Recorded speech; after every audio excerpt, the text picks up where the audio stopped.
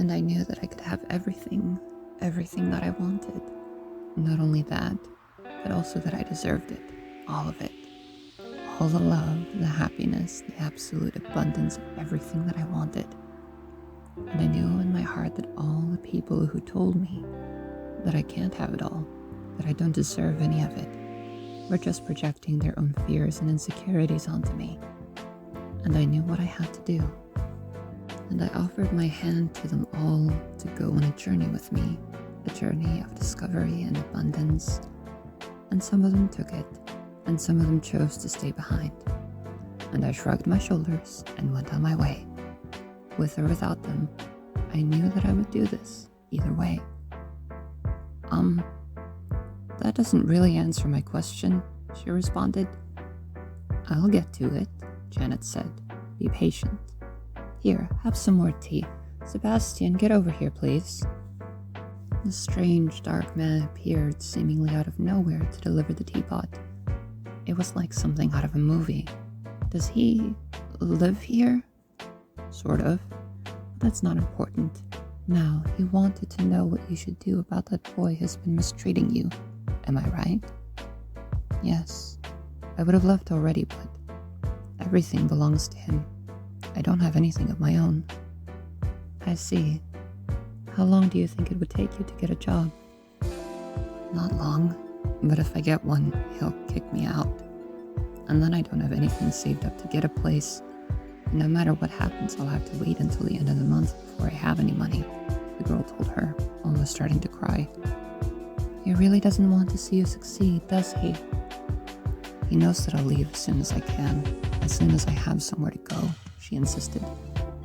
Well, what if you had some place to stay until you had some money saved up? Janet asked, grinning suggestively. She laughed a little. Are you asking me to move in with you? She said, jokingly. No, I'm asking if you'd care to be my guest.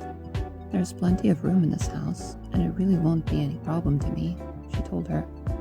Are you serious? She asked in disbelief. Dearie, I've been in your situation. Well, similar situations. It's not always easy for women, even in today's time. Especially when there's people trying to keep us down, she said, angrily. Janet took hold of the girl's hands in her own, kissed them gently, and wiped the tears from her face. But I hope you won't give up on the idea of finding someone altogether, Janet told her, smiling a more wholesome smile now. I don't know. I want to have someone, but I'm definitely not ready for anything serious right now. Understood. She snapped her fingers, and suddenly a line of young men filed into the lavish lounge. Pick as many as you'd like, she said. What do you mean? I mean, pick 1, 2, 3, heck, even 5. No judgments here. But just look at them. They're all gorgeous. These boys will take good care of you, I promise.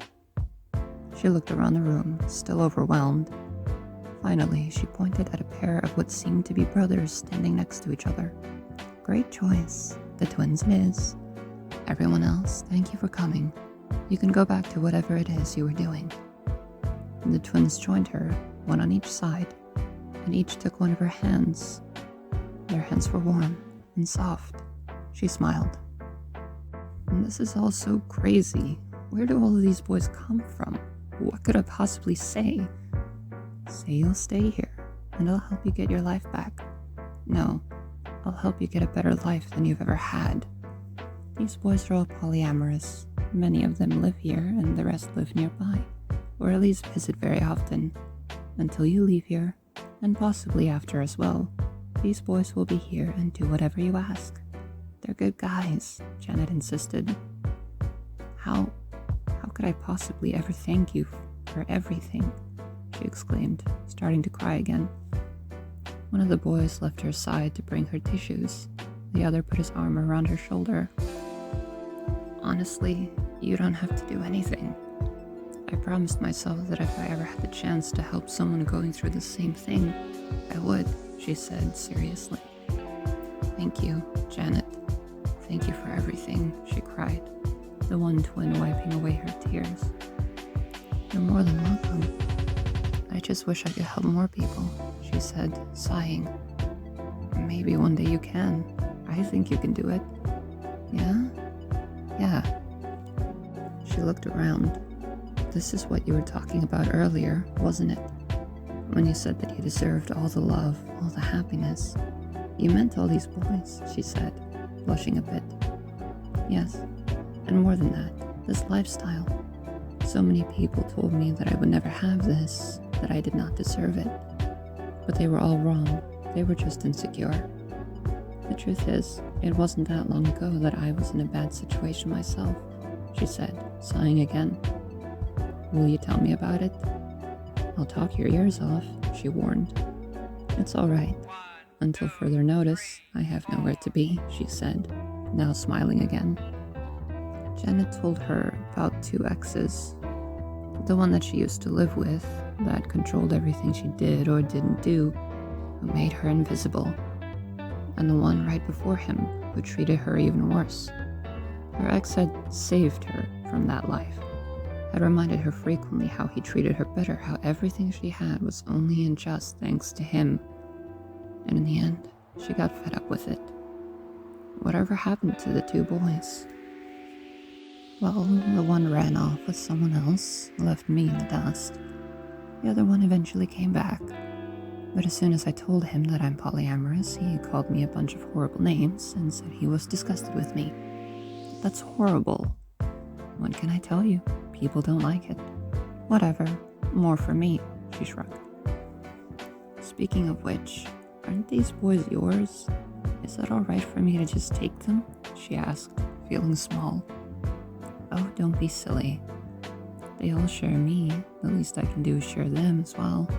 They're not my possessions, after all. If they want to leave, they know they can. And anyone here who wants a better life, or even just a different life, I'll help them find work and get on their feet. I've done that for a few people who aren't here anymore. Really? Yes. How can I help some stranger I barely know, but refuse to do the same for my own people? Right. I can see this is all still a lot for you to take in, she said, smiling warmly. Yeah, my own family wouldn't take me in. And now, someone who doesn't even know my name wants to help me get my life together. Well, what is your name? Janet asked, holding out a hand. Alice, she said, taking her hand. My name is Alice. It's nice to meet you, Janet. That night, after unpacking what few bags she had into one of the guest rooms, Alice fell asleep between the 2 boys. They weren't very muscular, but they made her feel safe and cared for. Janet was right. She could tell they'd be good to her, be there for her and take care of her. She wondered where these sorts of boys had been hiding her whole life. One started snoring softly next to her, and she giggled and closed her eyes to dream. Her boyfriend had tried calling a dozen times. Alice simply texted him goodbye.